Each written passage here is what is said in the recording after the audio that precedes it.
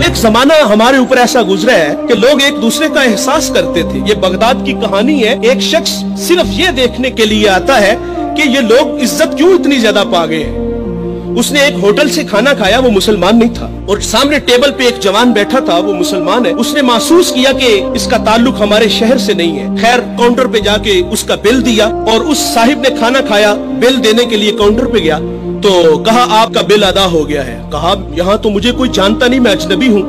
कहा ऐसे ही है, एक मुसलमान था और उसने आपका बिल दिया और चला गया। रुका इसलिए नहीं कि आप शुक्रिया के लिए आगे बढ़ेंगे, तो उसने ये भी अपने लिए मुनासिब नहीं समझा कहीं ये नफ्स की गज़ा न बन जाए। वो इस बात से मुतासिर हुआ। फिर एक दुकान पे गया, उसे कोई चीज चाहिए थी। जब दुकान पे गया तो उसने कहा ये चीज मुझे चाहिए, कीमत तय हुई। तो दुकानदार पता क्या कहता है, वो कहता है भाई इसी मयार की, इसी कीमत में वो जो सामने दुकान है, अगर ये चीज तुम उससे खरीद लो तो तुम्हें कोई इस पे एतराज तो नहीं। कहा मुझे चीज चाहिए। वो सामने दुकान पे गया, उसने वो चीज खरीदी, खरीद के जाने लगा। लेकिन ये तजस्सुस था, इसने ऐसा मुझे क्यों कहा, ये खुद भी तो नफा ले सकता था, फायदा तो इसे भी हो सकता था, लेकिन इसने मुझे उसके पास क्यों भेजा। दोबारा फिर पलटता है और आके कहता है भाई वही मयार है, वही कीमत है, लेकिन उसके पास भेजने का मकसद क्या था तेरा।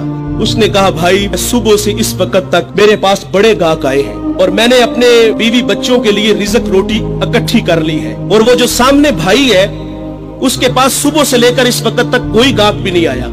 तो मेरी आरज़ू थी कि तू उससे जाके खरीद लेता ताकि वो भी अपने बच्चों के लिए रिज़्क रोटी ले जाता। एक ऐसा जमाना था, हमारे अखलाक इतने अच्छे थे, हम एक दूसरे का ख्याल रखते थे।